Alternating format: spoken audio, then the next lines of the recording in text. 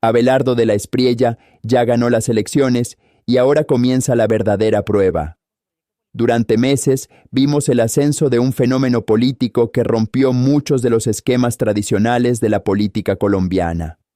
Un candidato sin una gran estructura partidista detrás, que logró construir una conexión emocional con millones de ciudadanos a través de símbolos, mensajes directos y una estrategia digital que transformó al candidato en una marca política.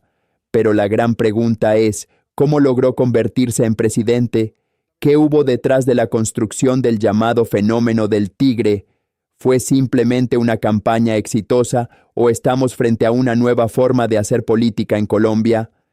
Lo cierto es que Abelardo de la Espriella no solo presentó propuestas, también construyó una narrativa poderosa alrededor de conceptos como autoridad, seguridad, patriotismo y cambio. Su campaña entendió algo que muchos políticos tradicionales aún no comprenden.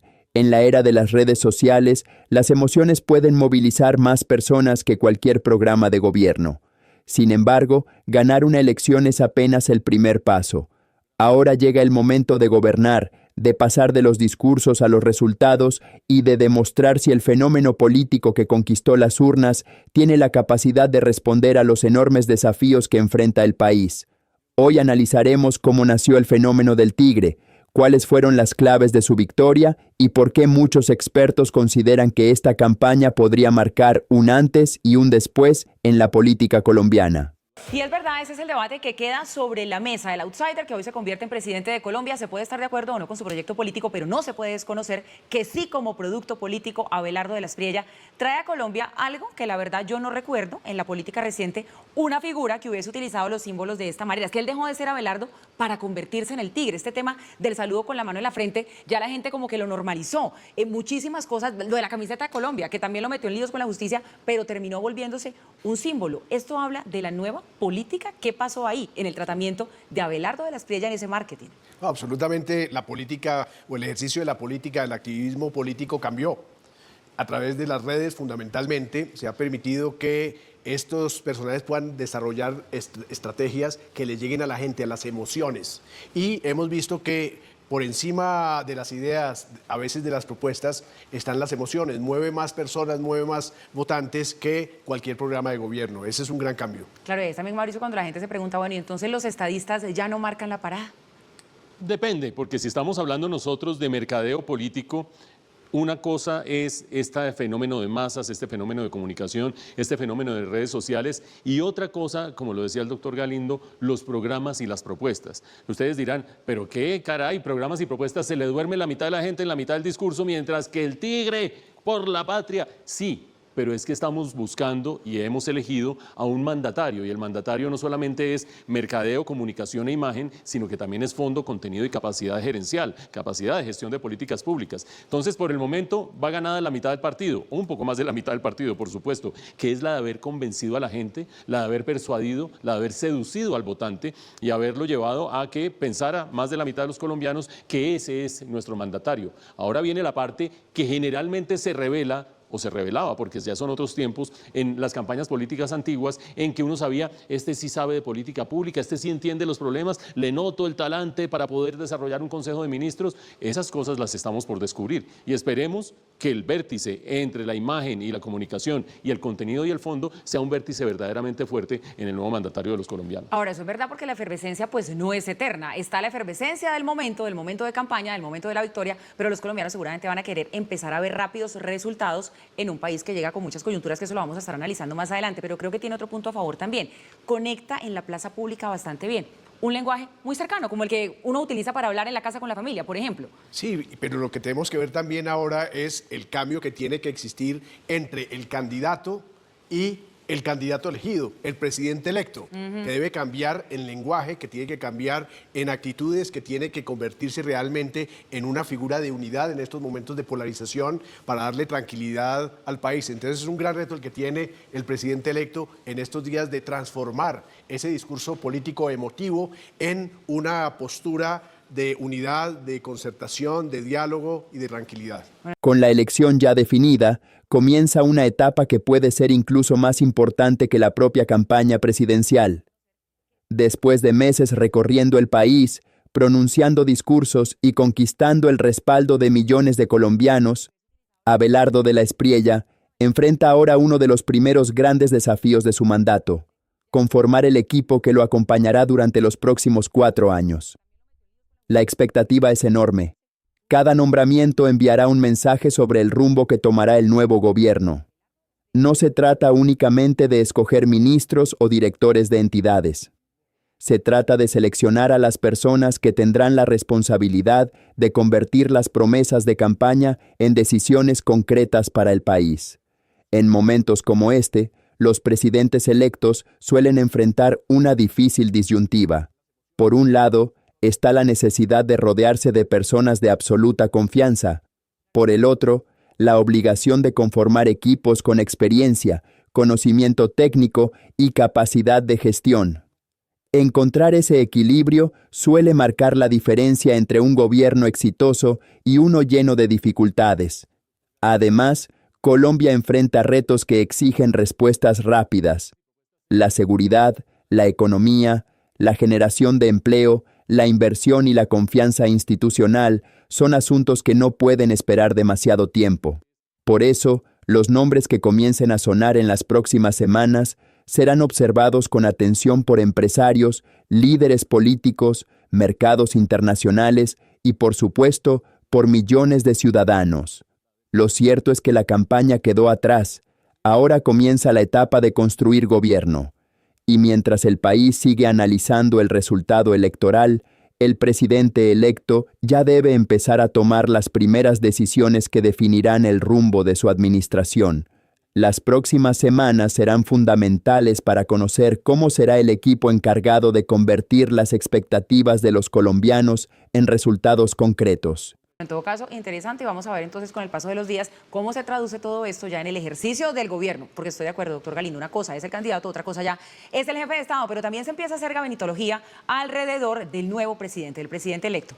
Estas proyecciones siempre son interesantes, a veces resultan, a veces no, pero aquí les vamos a contar qué ha pasado en medio de reuniones privadas, de análisis de hojas de vida, de contactos y conversaciones políticas, por dónde iría esa ruta que perfila el que sería el gabinete del próximo presidente. Aunque los nombramientos oficiales aún no se han producido, el presidente electo Abelardo de la Espriella esta semana revisará hojas de vida para definir el rumbo de los jefes de cartera en los ministerios. Varios nombres han comenzado a tomar fuerza dentro del círculo político y de confianza. Justo ayer, en medio de la euforia por el triunfo, Abelardo decantó que el exalcalde Jaime Beltrán ocuparía un ministerio. Algunas fuentes cercanas a la campaña especulan que sería la cartera de defensa. Según versiones políticas, Beltrán sería uno de los perfiles que más fuerza gana para ocupar un ministerio clave, en especial por su enfoque en seguridad y orden público, lo que lo ubica como uno de los nombres más sonados en el nuevo gabinete.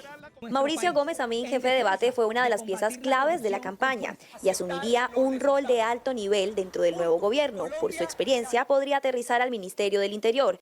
Sin embargo, fuentes cercanas a la campaña le confirmaron a Red Más Noticias que el senador estaría buscando ocupar otra cartera. Por su parte, Amín reveló qué características busca Abelardo para su gabinete. En sus declaraciones, el jefe de debate enfatizó en un perfil de funcionarios con experiencia territorial. Vamos a trabajar a partir de hoy para conformar el mejor gobierno. Un gobierno desde las regiones y para las regiones de nuestro país. Un gobierno con gente berraca, decente, preparada, que va a estar en las calles escuchando a la gente y trabajando por cada colombiano. Aquí no habrá nada para ningún partido político. Aquí los jefes de Abelardo son los colombianos. En el frente económico, la experiencia podría tener un peso decisivo en la definición de las carteras, papel que estaría en el entorno de decisión del vicepresidente electo José Manuel Restrepo, quien sería clave en la estructuración de los equipos técnicos y en las decisiones financieras del nuevo gobierno. Incluso ha propuesto que sean mujeres. Entre los nombres está la ex codirectora del Banco de la República, Carolina Soto, y para Minvivienda podría llegar Elsa Noguera, la ex gobernadora del Atlántico. Otros nombres que suenan para ocupar cargos, pero se desconoce la cartera, son los juristas Germán Calderón y Carlos Alonso, pero también los estrategas detrás del éxito de la campaña, Carlos Suárez y Joaquín Gutiérrez. En medio de este escenario, se espera que en los próximos días se conozcan más nombres del círculo cercano del nuevo gobierno, mientras se ajusta la estructura del gabinete que buscaría combinar experiencia, tecnicidad y respaldo político, en lo que sería una de las decisiones más importantes del inicio de la nueva administración. Mientras continúan las especulaciones sobre quiénes podrían integrar el próximo gabinete, lo cierto es que hasta el momento no existe ninguna confirmación oficial sobre los nombres que acompañarán al presidente electo Abelardo de la Espriella en su gobierno. Han comenzado a sonar diferentes perfiles en los medios de comunicación y en los círculos políticos, pero por ahora todo forma parte de versiones, análisis y proyecciones sobre lo que podría ocurrir en las próximas semanas. Lo que sí genera expectativa es que el presidente electo anunció que hoy realizará su primer pronunciamiento oficial tras la victoria electoral. Será una intervención observada con atención tanto por sus seguidores como por sus opositores, ya que podría ofrecer las primeras señales sobre el tono que tendrá su gobierno, las prioridades inmediatas de su administración y la hoja de ruta para la transición de poder.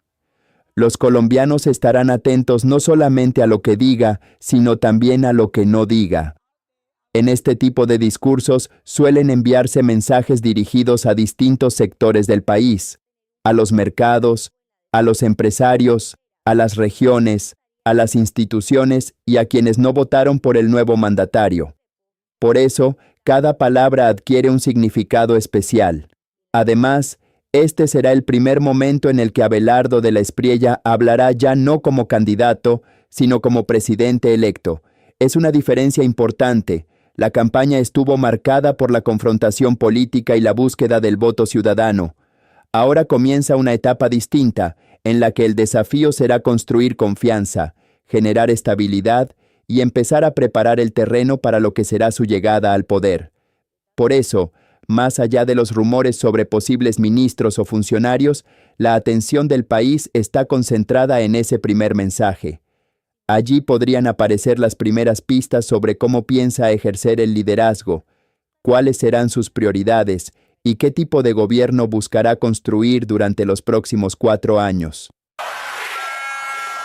Bueno, repetimos, gabinetología, por ahora todo es especulación, rumores y demás, pero de pronto alguno de estos nombres que empiezan a barajarse termina siendo real en el gabinete de Abelardo de la Espriella. Yo no pensaría que un hombre que se hizo elegir con esas banderas de la seguridad como la central de todo va a pensar en una figura o en un perfil muy fuerte para ocupar esa cartera. Veíamos en nuestro informe que sería el exalcalde Beltrán, uno de los opcionados. Se había hablado de Fico Gutiérrez, el alcalde de Medellín, pero esa opción se está como diluyendo porque tendría Fico que renunciar a la alcaldía y no es propiamente lo que quiere hacer con su ciudadanía. Y Gómez Amín, Mauricio Gómez Amín, de los primeros en irse al lado de Abelardo de la Espriella, dejó su partido y todo, yo sí lo veo como ministro del Interior. Pues sí. Porque es el hombre más cercano, esa cartera del Ministerio del Interior es la que más cercana está al jefe de Estado. Sí, es curioso que le hayan dicho a nuestros periodistas del entorno del doctor Mauricio Gómez Amín que no se iría para la cartera del Interior, sino para otro ministerio, porque está hecho para la cartera del Interior. Es cierto que una de las premisas de la campaña de Abelardo y seguramente de su gobierno es el tratar de alejarse de la clase política. Él sigue siendo, antes de la elección y ahora, horas después de la elección, el outsider, el que viene de afuera, el que no tiene contactos con la clase política, el que deja atrás todas esas mañas de la clase política. Pero es cierto que con 4 senadores, del Movimiento de Salvación Nacional, no se hace las mayorías que se necesitan para pasar reformas en el Congreso, para pasar iniciativas en el Congreso. Por lo tanto, el manejo del Congreso requiere un pulso milimétrico. Y para eso es que seguramente el doctor Mauricio Gómez Amín se estaría pintado. Conoce el Congreso por dentro, tiene relaciones con los partidos, no necesariamente tiene que hacer transacciones que no estén de acuerdo con los parámetros de la campaña y del candidato. Y una observación adicional, la idea de que la próxima cartera de Hacienda sea ocupada por una ministra, por una mujer, es tremendamente oportuna. No por el cuento de que una y uno y la cuota y qué sé yo, que también tiene su valor, por supuesto, desde el punto de vista de equidad y desde el punto de vista simbólico, sino porque hay tremendas economistas que son capaces de darle el manejo político y el manejo técnico a lo que se viene para estabilizar la economía. Ustedes oyeron ahí un par de ejemplos, oyeron a Carolina Soto, María Fernanda Suárez, suena a Ana Fernanda Mayhuasca también, y entiendo que con ninguna han hablado todavía, entiendo, pero vaya usted a saber si de pronto han hablado y uno no se entera. ¿Quién sabe? Y llegamos al final de este análisis en un momento que, sin duda, quedará registrado en la historia política reciente de Colombia. Después de una campaña intensa, de meses de debates, recorridos, propuestas, controversias y movilización ciudadana, el país entra ahora en una etapa completamente distinta. La contienda electoral terminó, pero comienza el verdadero desafío: gobernar. Durante toda la campaña vimos cómo se construyó un fenómeno político que logró conectar con millones de colombianos. Una candidatura que despertó entusiasmo, expectativas y también cuestionamientos. Pero independientemente de las posiciones políticas de cada ciudadano, lo cierto es que el escenario cambió y ahora todas las miradas están puestas sobre quien tendrá la responsabilidad de dirigir los destinos del país durante los próximos 4 años.